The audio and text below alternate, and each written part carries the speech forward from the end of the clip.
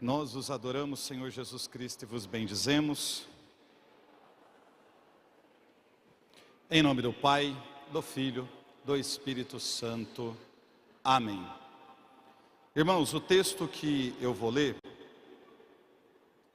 está no Evangelho de São Marcos, capítulo 4, versículo 1. Marcos, capítulo 4, versículo 1.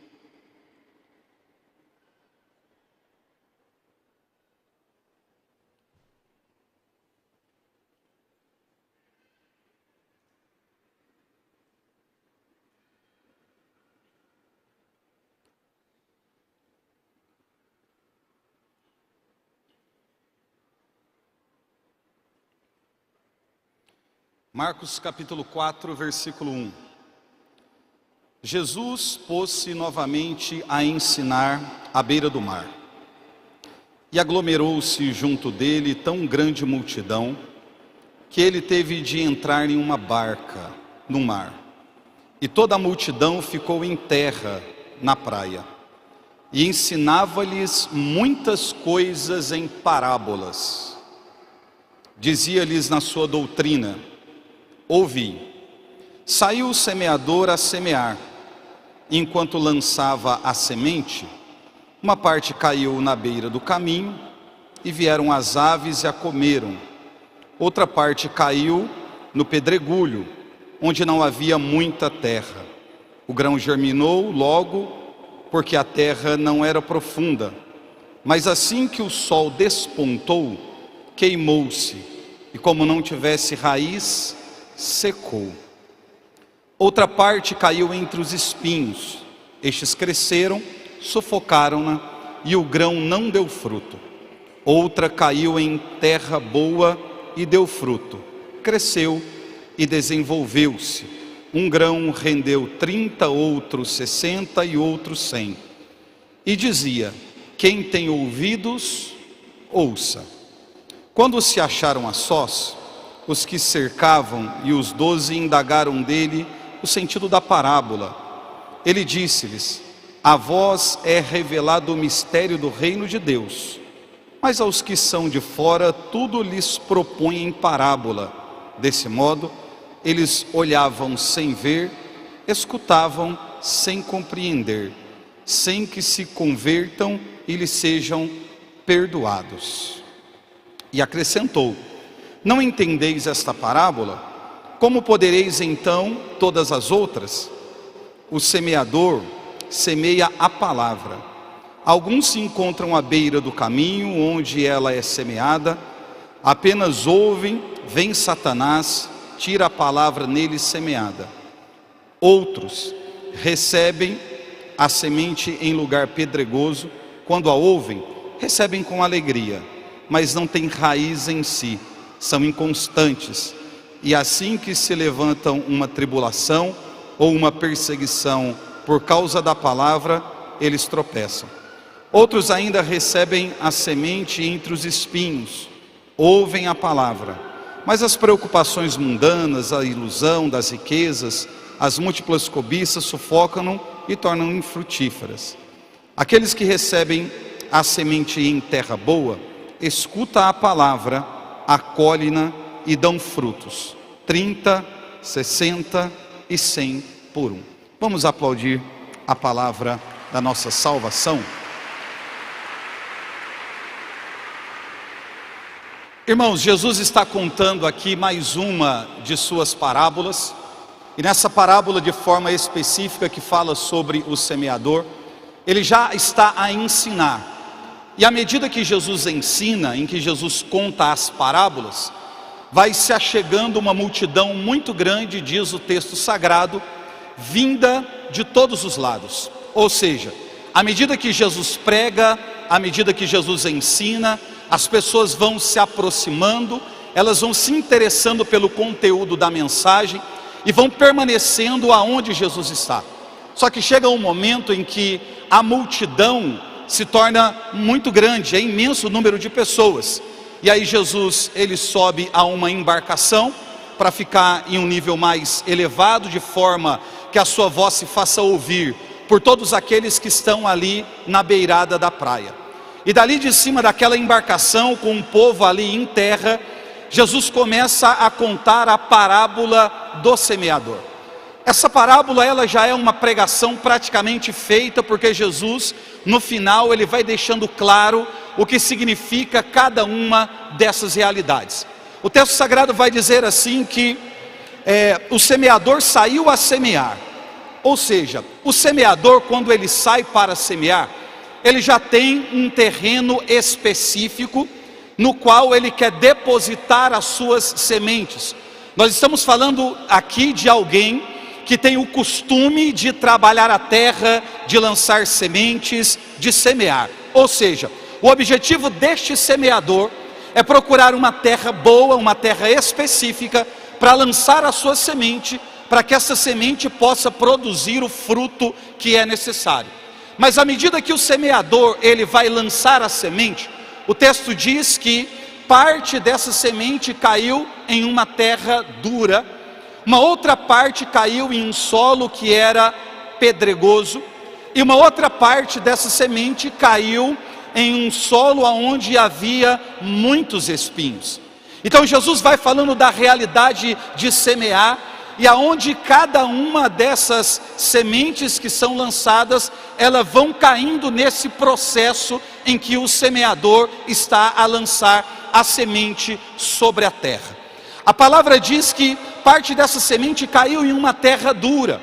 E se nós formos observar o texto aqui no final, Jesus vai explicar porque os próprios discípulos que ouviam e parte de algumas pessoas que permaneceram ao término do ensinamento de Jesus, eles vão se aproximar de Jesus para poder questioná-lo. Questionar sobre o quê? Eles querem saber qual é o significado, qual é o sentido daquela parábola que Jesus havia contado. Então Jesus vai explicar de forma ainda mais clara para os discípulos e para ainda um pequeno grupo de pessoas que permaneceram, qual é o significado de cada coisa.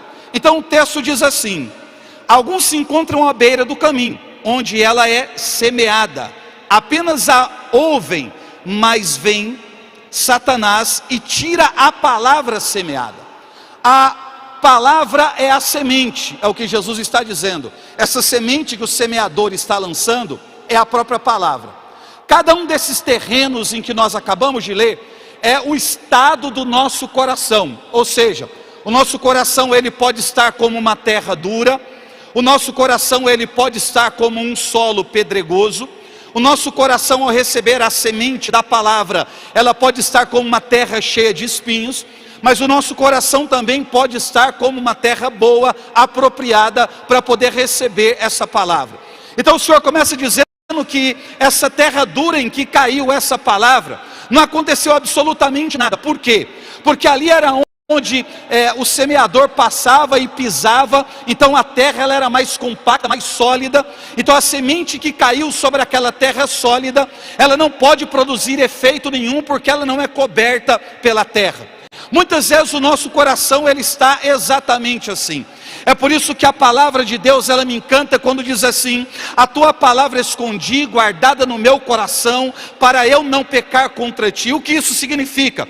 Que uma vez que nós nos reunimos como nós estamos aqui, ou que fosse em qualquer outro lugar espalhado pela nossa nação, e que nós nos dispomos de ouvir a pregação do Evangelho, o nosso coração ele precisa estar apropriado para que essa palavra ela caia e produza os frutos que Deus espera. Por quê? Porque se a palavra de Deus ela é lançada e o nosso coração está num estado tão duro, firme, compactado, como a beira do caminho, mencionado no texto sagrado, a Bíblia diz que os pássaros eles viriam, e os pássaros aqui é a tipologia do demônio. O que significa? Não adianta nada nós nos reunirmos, não adianta absolutamente nós ouvirmos a pregação do Evangelho. Você pode até glorificar a Deus, bendizer a Deus, aplaudir a palavra de Deus, você pode se alegrar, se rejubilar, entender que é a palavra de Deus que está sendo lançada no seu coração.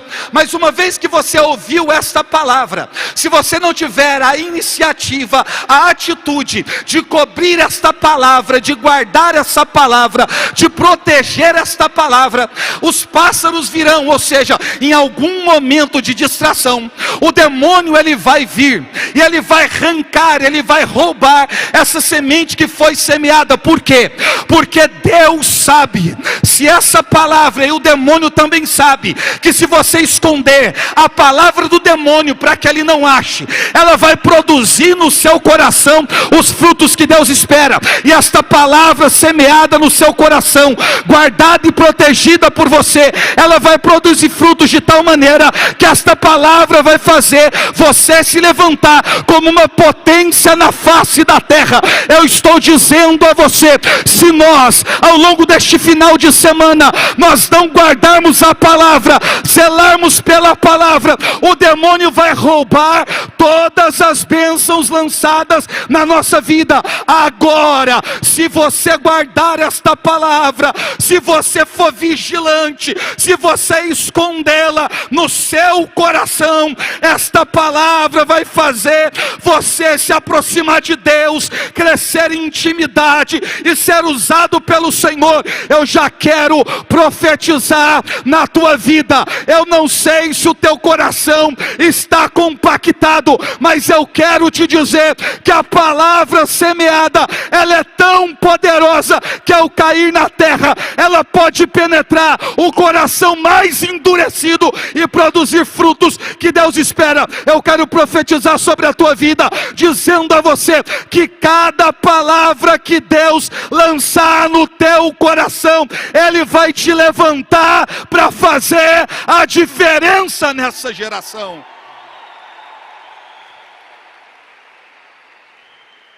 Irmãos, reunido aqui como nós estamos, raramente, não estou dizendo que não acontece, mas raramente o inimigo vai se aproximar.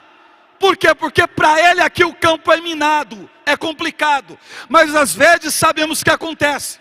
Então o que o diabo espera? Um momento de distração. A gente ouve, mas não medita, e esse é o nosso problema. A gente ouve a palavra, mas não guarda a palavra, não medita a palavra, e por falta de meditação, a palavra não é conservada no nosso coração. É o que diz a Bíblia falando acerca de Nossa Senhora, dizendo, ela conservava todas essas coisas, meditando-as em seu coração. Como é que nós guardamos a palavra? Aprendendo com aquilo que a Santa Mãe de Deus fez. Uma vez que a palavra ela é guardada, nós conservamos ela no nosso coração, e o que nós usamos para a conservação é a santa meditação, ou seja, a profecia do avivamento não acaba no domingo à tarde, porque as promessas de Deus e a palavra vai te acompanhar, principalmente quando você sair daqui. Se você acredita nisso, diga glória a Deus. Não, assim é fraco. Se você acredita nisso, diga glória a Deus. O segundo tipo de solo, o texto diz: outros recebem a semente em lugar pedregosos. Quando a ouvem, recebem-no com alegria, mas não têm raízes em si, são inconstantes.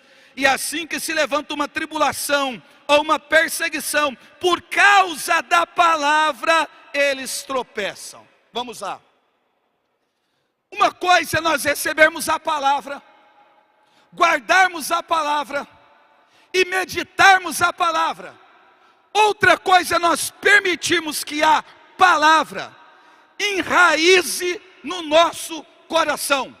Por quê?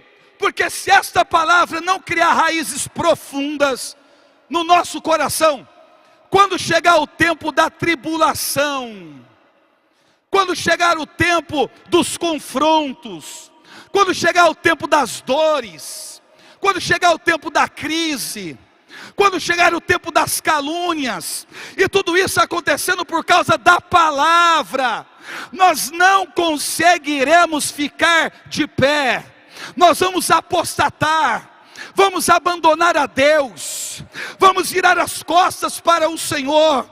Por quê? Porque nós vivemos uma vida inconstante, e a nossa vida ela não pode ser em inconstância, não, muito pelo contrário. Nós precisamos firmar a nossa vida em Deus. Eu sei, lutas nós atravessamos, eu sei, dificuldade todos nós aqui passamos, eu sei. Quantas pessoas não vieram para cá cheio e carregado de preocupações? Existem lutas nessa vida, existem tribulações nessa terra, existem dores nessa vida, existem situações a se resolver, nós sabemos. Tem as nossas fraquezas, os nossos limites, as nossas fragilidades, mas a palavra de Deus tem o poder de fazer nós passarmos por todas essas adversidades. Chega de fazermos, ou de vivermos fazendo parte de uma geração que na pequena tribulação, que no pequeno confronto abandona a Deus. Não, Deus quer levantar homens e mulheres que sejam inabaláveis diante dos problemas. Deixa Deus usar você. Nós somos abalados por coisas pequenas, abandonamos a Deus por coisas medíocres, não suportamos a pressão, a perseguição, as calúnias e críticas.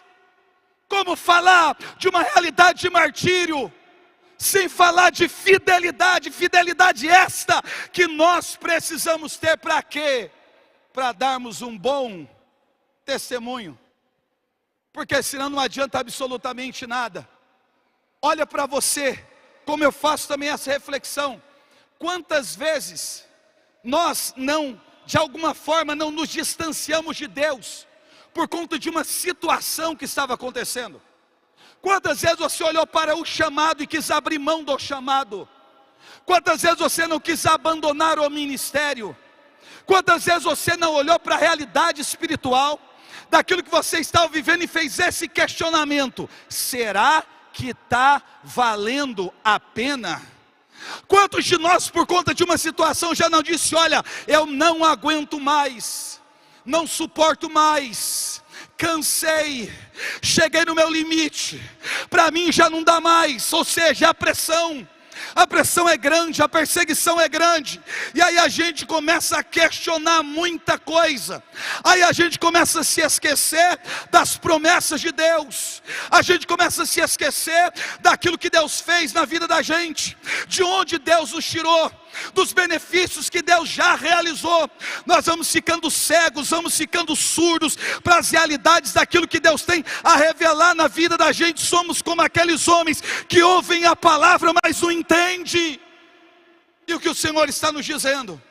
É necessário que a palavra enraize no nosso coração, para que quando chegar esses tempos difíceis e tempos piores que estes que nós estamos vivendo virão, e quando eles chegarem, você permanecer firme em Deus, por mais que esteja doendo, por mais que você chore, por mais que você se desespere, por mais que você se angustie, você vai olhar para todas essas perseguições e vai poder dizer como o apóstolo disse: eu sei em quem eu pus a minha confiança, o meu refúgio está no nome do Senhor, que fez os céus e que fez a terra. É não sucumbir diante dos problemas. Outro tipo de solo, o texto diz: outros ainda recebem a semente da palavra, mas as preocupações mundanas, a ilusão das riquezas, as múltiplas cobiças sufocam-nos e tornam elas infrutíferas. São as seduções. Quantos de nós, uma vez a semente tendo sido lançada no nosso coração, a gente tendo guardado esta palavra para que ela produza frutos, ela comece a enraizar no nosso interior, a gente começa a corresponder ao chamado de Deus, e aí o inimigo tenta seduzir-nos, ou seja, ele vai nos dando sugestões de coisas e de realidades que nos afastem de Deus. E eu amo quando São Bernardo de Claraval, ele diz assim, que o demônio ele nos engana pelo sagrado, porque muitas vezes a gente acha que a sedução, ela vai vir de uma forma em que nós identificamos claramente que é obra do diabo, só que nem sempre é assim. Em algumas realidades, a sedução ela aparece, a gente identifica que é obra do diabo. Só que existem momentos da vida em que o tipo de sedução que é feito, que é lançado contra nós, está relacionado com coisas boas, está relacionado com coisas prazerosas. Aqui eu não falo sobre a realidade dos prazeres mundanos, eu falo de gozos espirituais. Está relacionado a coisas que são relativas à casa de Deus. Charles, mas se são coisas boas, se são coisas espirituais, qual é o problema? O problema é que a sedução ela vem na vida da gente, relacionado em coisas boas, apenas para nos tirar do propósito. Ou seja, muitas vezes o objetivo do demônio não é te tirar da igreja, ele quer te deixar na igreja, mas deixar você na igreja fora do propósito. Porque se você estiver na igreja fora do propósito, você é mais um no número de tantos outros que já tem. Agora, se você estiver na igreja, e na igreja você estiver no propósito, você é uma ferramenta afiada nas mãos de Deus. E eu quero profetizar aqui mais uma vez, que Deus está levantando ferramentas afiadas em suas mãos, para fazer a diferença nesse tempo. Acorda a pessoa que está do seu lado e diz para ela assim: Deus quer usar você. Pode ser mais forte, grita para ela: Deus quer usar você.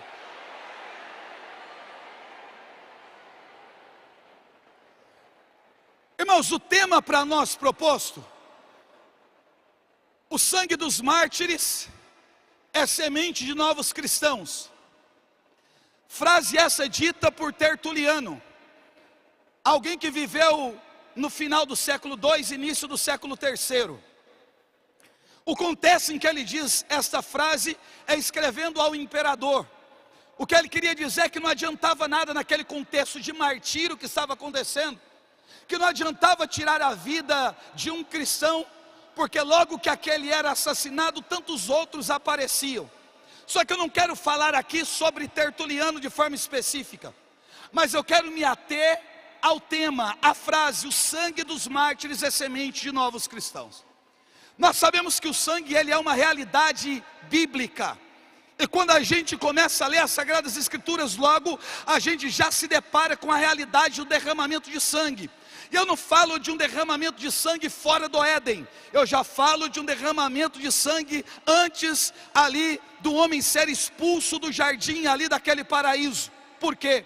Após a culpa original, o pecado do homem, Adão e Eva, eles pecaram e transgrediram a lei. Os textos sagrados dizem que Deus fez para eles uma vestimenta de pele de animais. Os sábios judeus dizem que era um cordeiro que foi sacrificado, e a pele desse cordeiro foi usado para poder cobrir o homem. Em hebraico é capará, e corban é o sacrifício.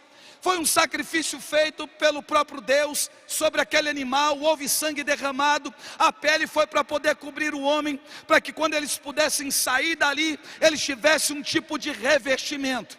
Fora do Éden, a gente vê o sangue sendo derramado novamente, mas agora é Caim que se levanta para poder matar o seu irmão Abel. Se você perceber, lendo a história de Caim e Abel, Abel, que foi executado pelo seu irmão, ele não diz uma única palavra ali no texto, até porque está sendo narrado para nós.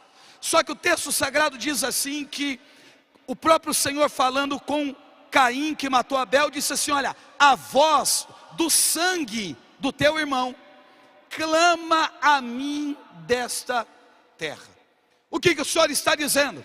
Embora Abel ali não tenha dito nada, a gente não vê Abel dizendo absolutamente nada. O que subiu ao coração de Deus foi a voz do sangue. Diga: voz do sangue. Pode ser mais alto: voz do sangue. Pela terceira vez: voz do sangue. A voz do sangue subiu aos céus, clamando a Deus por justiça. Diga: justiça. Pode ser mais firme: justiça. subiu aos céus clamando a Deus por justiça. Algumas coisas que a gente precisa entender. Se você pegar, por exemplo, o nome de Adão, ele é conectado com outras duas palavras.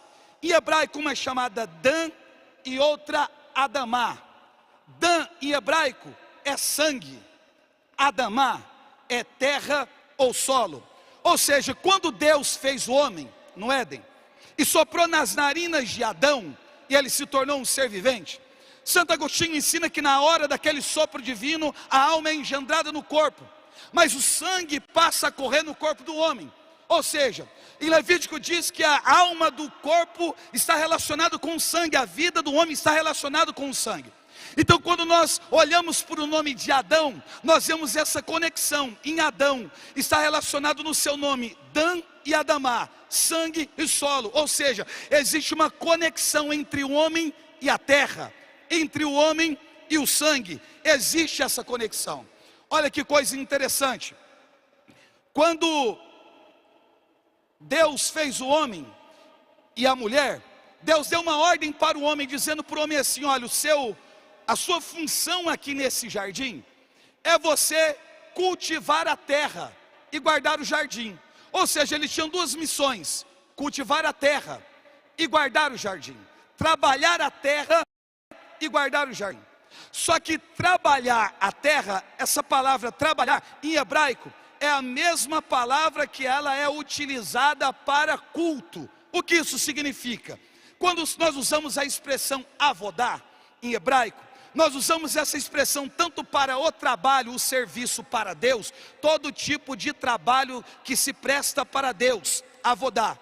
E adoração, o culto, usa-se a mesma palavra. O que eu estou querendo te dizer? Que trabalho é a mesma coisa que culto. Olha que coisa interessante. A Bíblia diz que todos os dias, a hora da brisa da tarde, Deus descia no Éden. Por que Deus descia no Éden a hora da brisa da tarde, na hora crepuscular?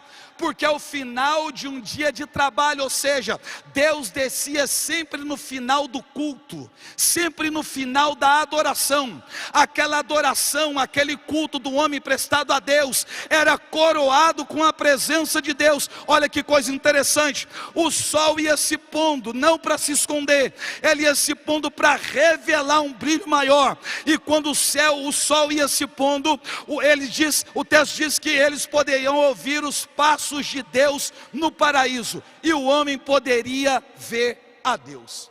Agora olha que coisa interessante, irmãos.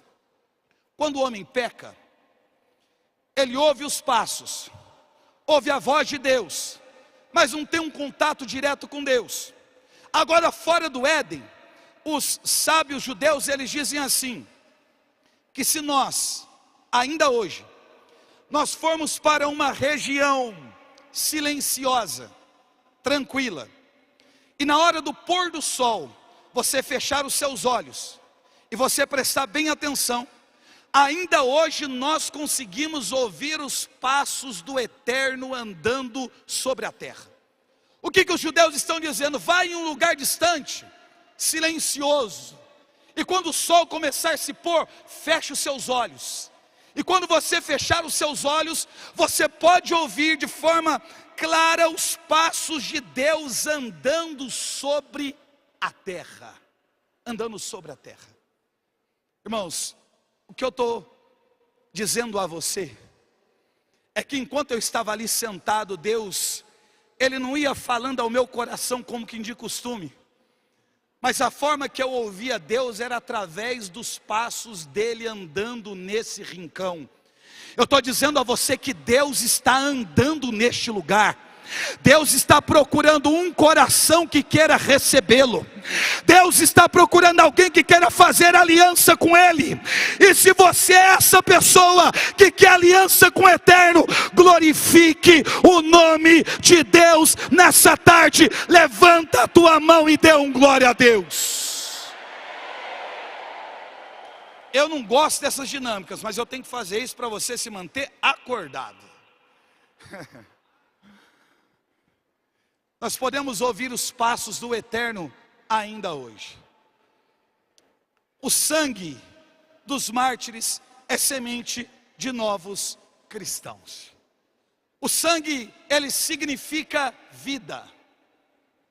A vida está relacionada com o testemunho, diga testemunho.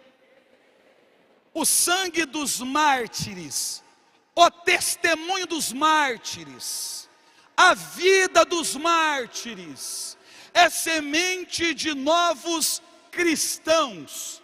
Essa realidade de sangue, ela é muito viva nas Sagradas Escrituras. Para se poder fazer a expiação ou as expiações, era necessário de sacrifício, ou seja, era preciso que o sangue fosse derramado, para que houvesse cobertura do pecado, perdão dos pecados, para que o homem pudesse se relacionar com Deus. Quando entrava-se no Santo dos Santos e se fazia o trajeto em direção ao tabernáculo, na festividade de Yom Kippur, aquele chão precisava ser salpicado com sangue após o sacrifício ali naquele altar. E quando chegava no Santo dos Santos, diante da Arca da Aliança, da Arona Kodesh, aspergia-se o sangue sobre a tampa do propiciatório, onde estavam aqueles querubins, e se Deus aceitasse o sacrifício, a Shekinah subia de dentro da arca e consumia aquele sangue. Era Deus aceitando o sacrifício. A gente sabe, a realidade de sangue é viva nas Sagradas Escrituras. Houve a necessidade que o nosso Deus, ele morresse e derramasse o seu sangue, como uma ovelha muda, como disse Isaías, ele foi levado ao matadouro, entregou a sua vida, derramou o seu sangue, até a última gota de sangue, para que nós pudéssemos ser resgatados, e resgate é o preço que se paga pela liberdade de alguém. Essa realidade de sangue, ela é muito viva nas Sagradas Escrituras. Mas quando nós olhamos de forma objetiva para Jesus falando aqui com os seus discípulos sobre a parábola, a gente percebe que o nosso Senhor, ele é ao mesmo tempo ele é o semeador, e ao mesmo tempo ele é a semente. Charles, como assim? Como semeador, ele é aquele que planta a cruz no Calvário. Como semeador, ele é aquele que rega a cruz com o seu sangue. E o fruto dessa semeadura é o nascimento da Igreja Una Santa Católica Apostólica, que nós fazemos parte dela. Como semente, ele é lançado pelo Pai sobre essa terra. Tendo sido lançado pelo Pai sobre essa terra, ele vai ser morto depois de ter derramado o seu sangue. E aí vai descendo a raiz de Jessé até a mansão dos mortos. Ao terceiro dia ele ressuscita, e nós recebemos a graça da redenção e da salvação. Ele é ao mesmo tempo, ele é o semeador e ele é a semente. Agora presta atenção, redobre sua atenção. A gente pensa, lendo o texto, que nós só podemos lançar a semente naquele tipo de terra boa, que fala sobre aquele que ouve a palavra e produz fruto 30 por 1, 60 por 1 e 100 por 1. O que nós precisamos prestar atenção no texto é que uma coisa é a força da palavra, uma coisa é a força da palavra, terceira vez, uma coisa é a força da palavra antes da morte e crucifixão do nosso Senhor. Outra coisa é a força da palavra após a paixão, morte e ressurreição. Uma coisa é você semear antes da ressurreição, outra coisa é você semear após a ressurreição. E Jesus já foi dando indícios disso aos seus próprios discípulos, para que quando ele subisse para o Pai, eles soubessem exatamente como fazer. E nós percebemos que Jesus, ele semeou em todo tipo de solo. Charles, como assim? Explico a você. Se nós prestarmos bem atenção, um dia Jesus está passando em uma determinada região, e quando Jesus está passando em uma determinada região, um aglomerado de pessoas, à beira do caminho alguém começou a gritar. Ele vai dizendo, falando acerca de Jesus: filho de Davi, tem compaixão de mim. A Bíblia diz que Jesus parou, mandou chamá-lo, Ele se aproximou de Jesus. Jesus perguntou: o que queres que eu te faça? Ele disse: eu quero ver. Chamou o Senhor de Rabone. Jesus disse: pois bem, a tua fé te curou. E a partir daquele momento, aquele homem que estava cego, ele foi curado. Ou seja, Bartimeu estava à beira do caminho e ele foi alcançado pelo Senhor que passava no caminho. Quando Jesus se dirigia para a casa de Jairo, alguém que estava à beira do caminho se aproximou dele e tocou na orla do seu manto. Ela foi curado de uma hemorragia que durava aproximadamente 12 anos. Levi estava à beira do caminho cobrando impostos. Jesus passou por ali, olhou nos olhos de Levi e disse: segue-me. E imediatamente ele largou tudo para poder seguir o mestre. Alguns dos discípulos do Senhor foram chamados quando estavam à margem. O que isso significa? É Jesus lançando semente à beira do caminho, e semente lançada pelo Cristo à beira do caminho também pode produzir frutos de 30 por 1, 60 por 1 e 100 por 1. É tempo de semearmos também em terra dura. Outra coisa, Jesus semeou em solo pedregoso. Um dia Jesus está em um ambiente público, escrevendo, agachado com um dedo na terra. Vêm os escribas e os fariseus trazendo uma mulher que foi apanhada em flagrante adultério. Jogaram ela ali onde Jesus estava, sobre o chão. Mas tinha uma multidão enfurecida com pedras nas mãos, e o desejo daquela multidão era cumprir a lei mosaica para poder apedrejar aquela mulher, para que esse apedrejamento servisse de exemplo para as outras mulheres. Mas Jesus faz um apelo para a consciência de cada uma daquelas pessoas que trazem pedras nas mãos, dizendo: quem de vós estiver sem pecado, seja o primeiro a atirar uma pedra. Eles imediatamente fazem o exame de consciência, vai largando aquelas pedras do chão e vão se retirando um a um, de começar pelos mais idosos até os mais novos. A Bíblia diz que de sorte a mulher ficou sozinha diante dele. Jesus perguntou para aquela mulher: onde estão aqueles que te acusavam? Ninguém te condenou? Eu também não te condeno, vai e não tornes a pecar. Jesus estava preparando a terra, ele estava em um solo pedregoso, e aquelas pedras que estão ao chão, aquela prostituta caída, ela foi alcançado pela palavra do nosso Deus, porque ele teve coragem de semear aonde ninguém mais queria. Outro exemplo, você pega o apóstolo Paulo no caminho para Damasco. Ele está indo perseguir a igreja de Deus, ele está indo atrás dos cristãos, ele tem autorização para poder prender e até matar aqueles que falam em nome de Deus. Só que a Bíblia diz que no caminho para Damasco, subitamente, diga subitamente,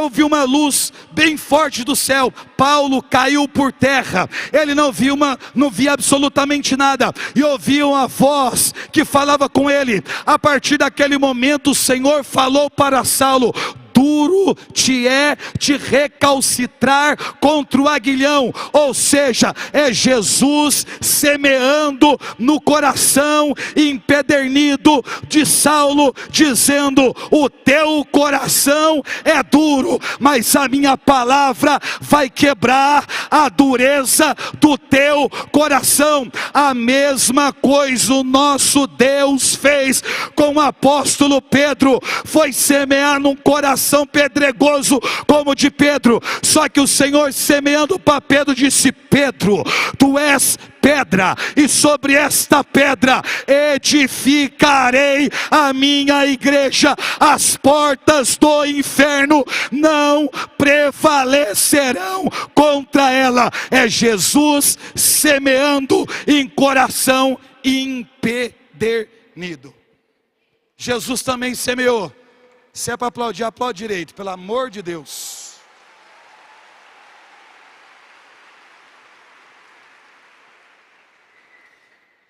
Um dia Filipe foi até Natanael para dizer para Natanael: olha, nós encontramos aquele de quem Moisés falou e os profetas profetizaram.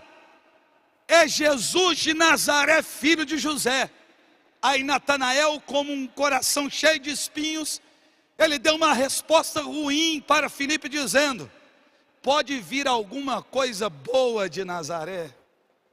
Aí Filipe diz: vinde e vede. Você não está acreditando não? Vem comigo. Quando eles estão se aproximando de Natanael, o nosso Senhor, ele vai dizer: eis aí um israelita autêntico, em quem no seu coração não há dolo, ou seja, não há mentira. Aí ele vai dizer assim para o Senhor: você me conhece de onde? Aí ele vai dizer: antes de Filipe te chamar, eu te vi saindo debaixo da figueira. Aquele coração cheio de espinhos vai reconhecer que ele está diante do Senhor.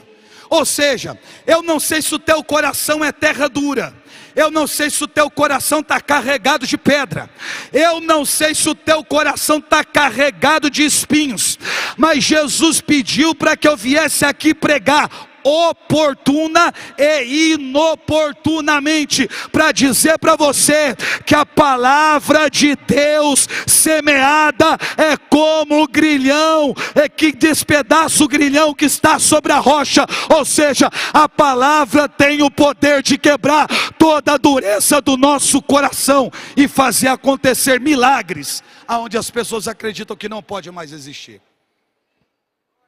É Jesus semeando e dando ensinamento com a vida. É Jesus semeando e ensinando os seus discípulos sobre tudo o que ele tem que fazer após a sua partida, quando ele for para junto do Pai. Ele semeou à beira do caminho, ele semeou um solo pedregoso, ele também semeou em um solo cheio de espinhos. Agora escute o que eu vou dizer: porque ele também semeou em terra boa.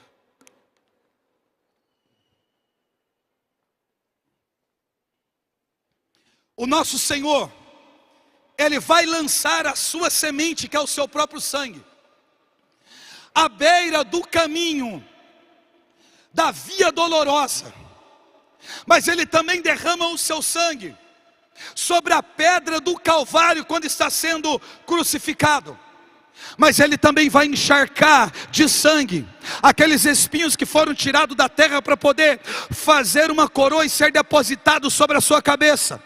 E agora, coroado de espinhos do alto daquela cruz, ele alcança a terra boa do coração de João. E como se não bastasse alcançar a terra boa do coração de João, ele nos deixou uma terra santa, pura e imaculada, que é a sua mãe, a Virgem Maria, a mãe da igreja, e que está aqui intercedendo por nós. Ela é modelo de como tem que ser o nosso coração. O sangue dos mártires é semente para novos cristãos, irmãos. O martírio não começa quando você é entregue. O martírio não começa quando você é capturado. O martírio não começa quando alguém diz assim para você: nega Jesus ou será executado. O martírio não começa quando você sabe que prepararam uma cruz para você ser crucificado. Não. O martírio também não começa quando a tua cabeça vai ser depositada em uma guilhotina para a sua cabeça ser decepado. Não é ali que o martírio começa. Charles, quando o martírio começa? O martírio começa com as suas decisões após a sua conversão. É ali que o martírio começa. Porque o martírio não é um ato isolado, irmãos. O martírio não é somente o que acontece no final da vida do mártir. Não é isso que Tertuliano está dizendo. Ele está dizendo que é o sangue. Sangue é o que? Vida. Vida é o que? Testemunho. O testemunho dos mártires, a vida dos mártires, é semente para novos cristãos. Viver uma vida de martírio ou viver a espiritualidade de martírio. Viver o martírio é aprender a tomar decisões que nos apartam do mundo e nos aproximam de Deus. Então o que eu quero que você entenda: será que nós temos coragem de tomar as decisões que eles tomaram? Será que nós temos a coragem de fazer as renúncias que eles fizeram? Na profecia do ano retrasado, eu fiz uma pregação aqui também sobre martírio. E eu falei sobre a realidade de martírio e narrei aqui alguns acontecimentos. A forma com que alguns homens e mulheres morreram de forma martirizada. O que eu quero que você, esse ano, é um caminho inverso. A nossa vida é uma vida de martírio. Não é somente aquele sangue que é derramado na decapitação, na crucificação, no flagelo, que se torna sangue, que se torna semente, não.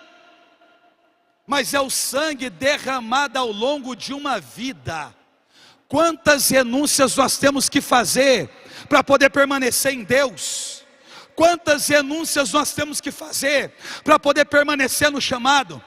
Quantas vezes você teve que dizer não para situações da sua vida e as pessoas não entenderam, e aquilo feriu, aquilo doeu, você foi questionado, foi pressionado, desacreditado, mas foi necessário. Quantas amizades você teve que romper, quanta coisa você teve que deixar para trás. A nossa vida precisa ser uma vida de martírio. Agora,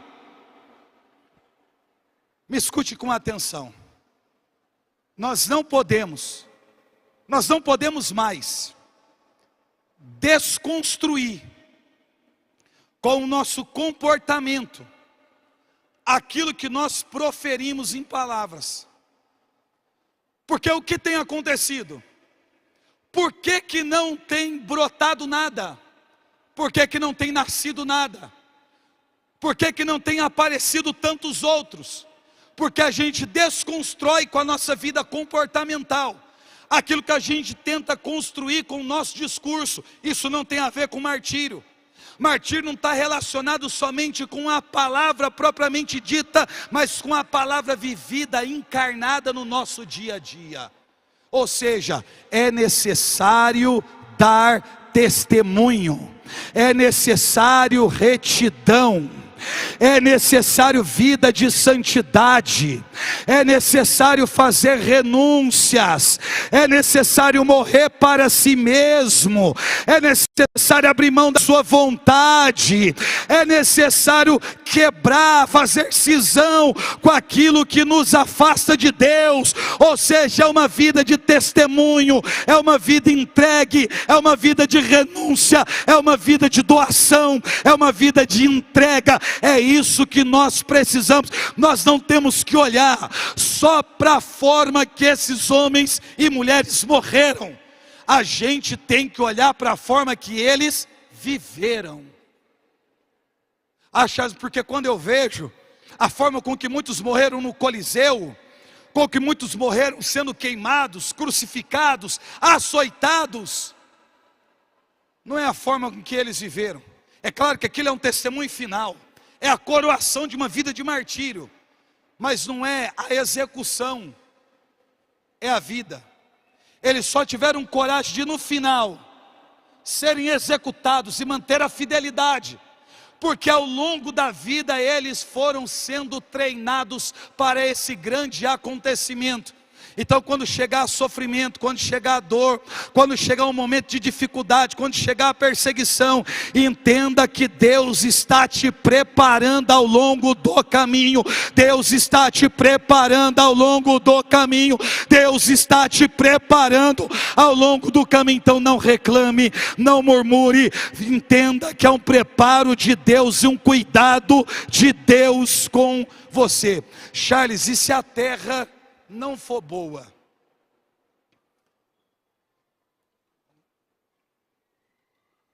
O processo de semear, ou melhor, para semear existe um processo. Não é simplesmente lançar semente. Quem está semeando precisa preparar o terreno, perceber se aquela terra tem o tipo de nutriente adequado para fazer uma planta se desenvolver. Porque o que é uma semente? Semente vem de sêmen, no latim. No hebraico está mais relacionado à posteridade, à descendência. Ou seja, fala sobre descendência, semente fala sobre vida, semente fala sobre fertilidade, está relacionado com essas coisas. Quando eu digo que o sangue dos mártires é semente, semente é o óvulo já fecundado das plantas. Ou seja, a semente é o óvulo maduro já fecundado das plantas. Ou seja, é uma vida que está ali. Quando eu digo que o sangue dos mártires é semente, eu estou dizendo que o sangue é um óvulo já fecundado, maduro e já fecundado. Ou seja, neste sangue existe vida ali. Aonde aquele sangue cair, aonde aquela semente cair, ela pode produzir frutos. Então o processo é o quê? O processo é arar a terra, preparar a terra, colocar nutriente na terra para poder lançar as sementes. É por isso que eu sou apaixonado por música, os músicos do modo geral. Porque os músicos, eles são uma espécie de João Batista. É porque quando se fala sobre música, fala de uma forma lúdica, poética, e isso é ruim. Mas eles são um tipo de João Batista. Porque João veio para preparar o caminho para o Senhor. Os músicos são esses que vêm com as canções arando a terra, marcando a terra, riscando a terra, arrancando pedra da terra, arrancando espinho da terra, deixando a terra marcada, para que quem venha semear, lance a semente. Ou seja, a nossa música é um tipo de João Batista, ou seja, eles vêm com as canções, fincando as garras na terra e marcando a terra, para poder receber a palavra. Ou seja, prepara-se a terra para receber a semente. Agora presta atenção. Olha para você ver como as coisas acontecem no sentido bíblico. Lá no Antigo Testamento, um dia Eliseu, depois do seu chamado, ele disse assim para Elias: olha, eu quero o dobro do que você tem. Presta atenção, para você não perder o raciocínio. Elias jogou o manto sobre Eliseu e disse: moço, você sabe o que eu te fiz? Ele disse: sei. Permita-me ir resolver algumas questões, depois eu estarei junto de ti. Assim aconteceu. Aí Eliseu disse que queria o dobro da unção de Elias. Ele disse: se você me ver sendo tomado, sendo arrebatado, tomado pelo alto da minha cabeça, o que você pede será me dado. A todo tempo que eles estão caminhando junto, Elias tenta de alguma forma fazer com que Eliseu o deixe. Mas em todos os momentos Eliseu vai dizer: não, não me apartarei de ti. Não, não me apartarei de ti. Eles vão para as bandas do Rio Jordão. Chega naquela região, Elias pega o seu manto, bate na água, atravessa. Eliseu vai atrás, porque ele quer o que? O dobro da unção. E para ter o dobro da unção, ele precisa ver Elias sendo arrebatado. E assim aconteceu. Do outro lado do Jordão, Elias subiu, o manto caiu, Eliseu pegou, Eliseu voltou, encostou no Jordão, bateu o manto, o Jordão abriu, atravessou, se encontrou com os homens que estavam esperando, e eles foram para uma outra região. Quando eles foram para uma outra região, eles chegaram a Jericó. Diga Jericó.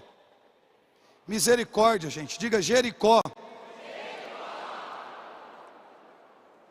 Quando eles chegaram a Jericó, o povo daquela região, daquela cidade, disse assim para o profeta Eliseu: meu senhor vê, a cidade é bem sitiada, a cidade é bem localizada, a cidade é boa, só que tem um problema: as águas desse lugar são más, elas tornam a terra infértil. Ou seja, não adianta plantar nada em Jericó, porque tudo que plantar aqui morre, não dá certo. Ele disse: tragam para mim um prato novo, e pega um bocado de sal e coloca no prato. Aí trouxeram um prato com um pouco de sal dentro do prato. Ele disse: me leva à fonte das águas. Lá vai o profeta Eliseu até a fonte das águas. Quando ele chegou na fonte das águas, ele fez uma prece a Deus antes de jogar o sal para purificar a água, dizendo: Senhor, que esta água nunca mais seja causa de morte e infertilidade. Jogou o sal. Aquelas águas que eram más, inférteis, que gerava morte, elas foram saradas, sanadas. Ou seja, a partir daquele momento, Jericó poderia plantar, poderia colher, as árvores poderiam crescer. Muito tempo se passou. Jesus está caminhando nessa terra. Ele está entrando em Jericó. Aí um moço chamado Zaqueu quer ter um encontro com o Senhor. Essa mesma terra seca e morta do passado no tempo de Eliseu. Só que para poder ver Jesus ele não podia, porque a Bíblia diz que ele é de baixa estatura. Ele viu ao lado um sicômoro, uma árvore que estava ali. Subiu naquela árvore, viu Jesus. Jesus disse para ele: desce depressa, porque a salvação hoje vai entrar na sua casa. Ou seja, Zaqueu é fruto da terra que foi sarada pelo profeta Eliseu, quando lançou sal na fonte das águas no Antigo Testamento. Charles, o que você está me dizendo? Eu estou dizendo a você que nós precisamos lançar semente, precisamos plantar, precisamos ser homens e mulheres que sangram sobre essa terra, porque quando nós começarmos a sangrar sobre essa terra, o nosso testemunho vai fazer com que se levante uma geração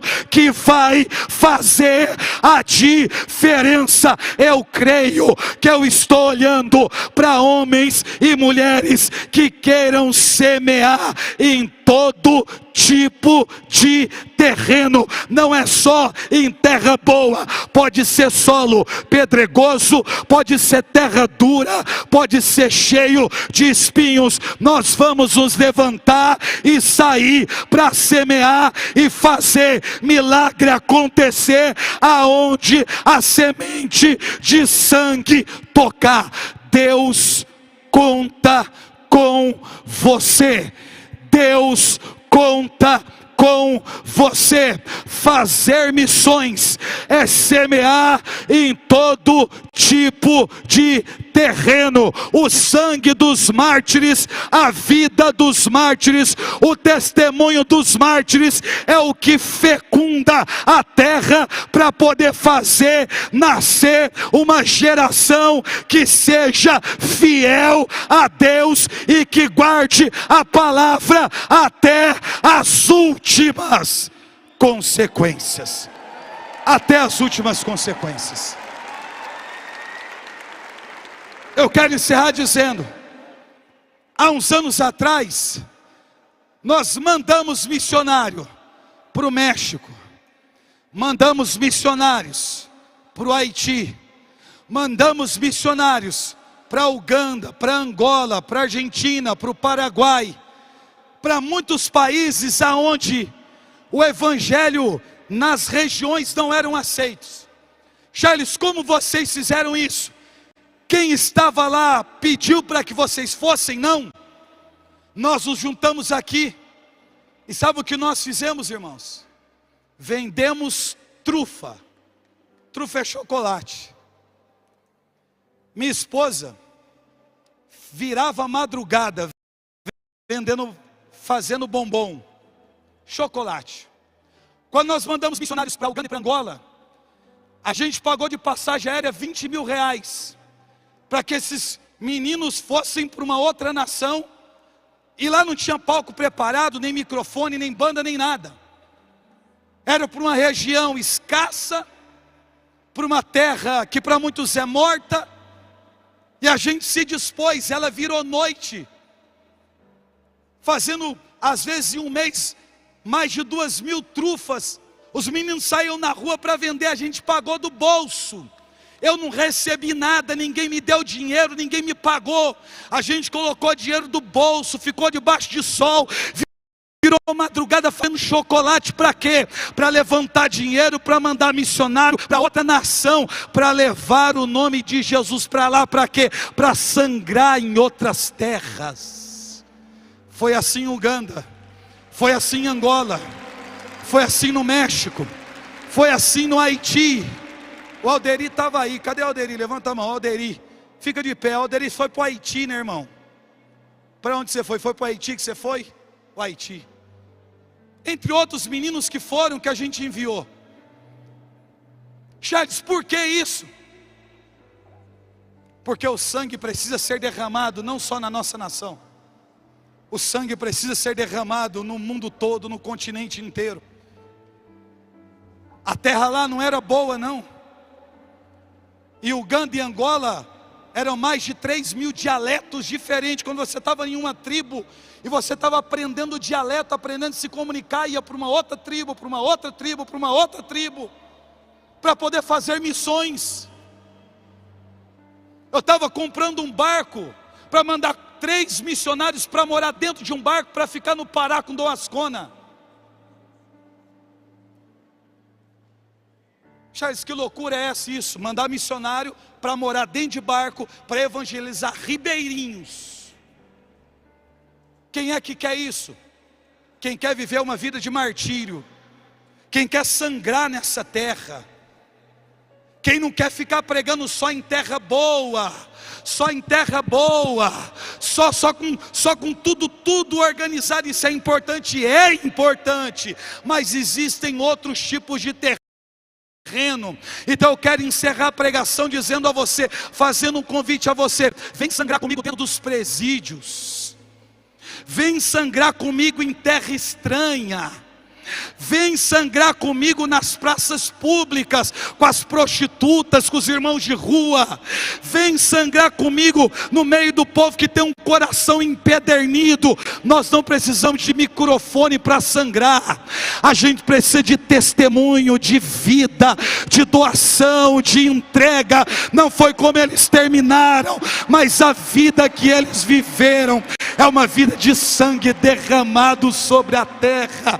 Esta igreja que nós fazemos parte dela, ela foi regada pelo sangue dos mártires, sangue este que é semente para novos cristãos. Ou seja, nós somos resultado do sangue plantado na terra em muito tempo atrás, e aqueles que serão frutos e resultado do sangue que nós vamos derramar no tempo em que Deus nos chamou para evangelizar. Eu quero encerrar pela terceira vez dizendo: a perseguição não calou a igreja, o Coliseu não calou a igreja, os leões não calaram a igreja do Senhor. Nada pode deter a igreja dos mártires. Fique de pé para a gente rezar. Fique de pé.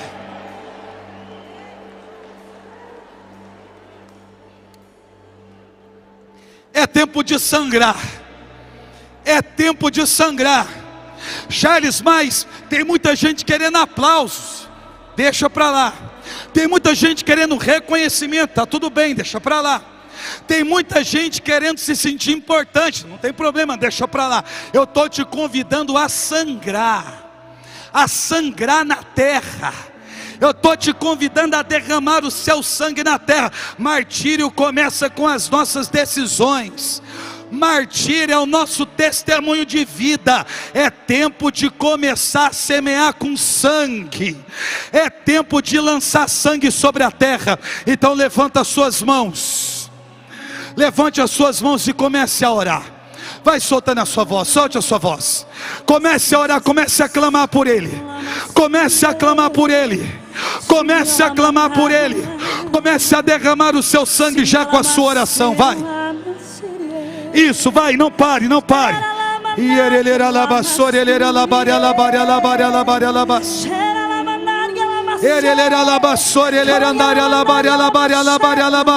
Isso, ore, ore.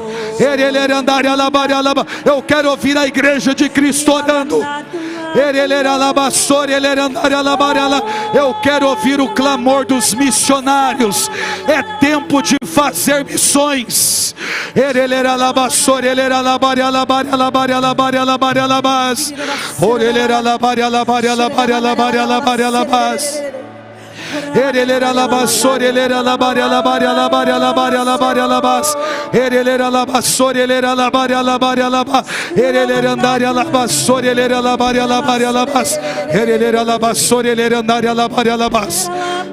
Segure a mão da pessoa que está do seu lado, continue orando. Levante a mão dele, levante a mão dela.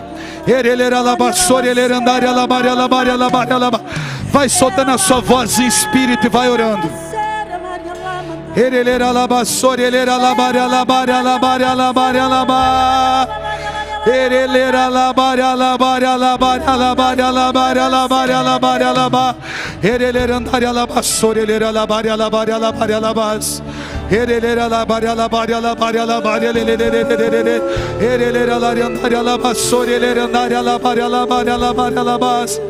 É tempo de semear em todo tipo de solo. É tempo de semear com sangue, com vida, com testemunho.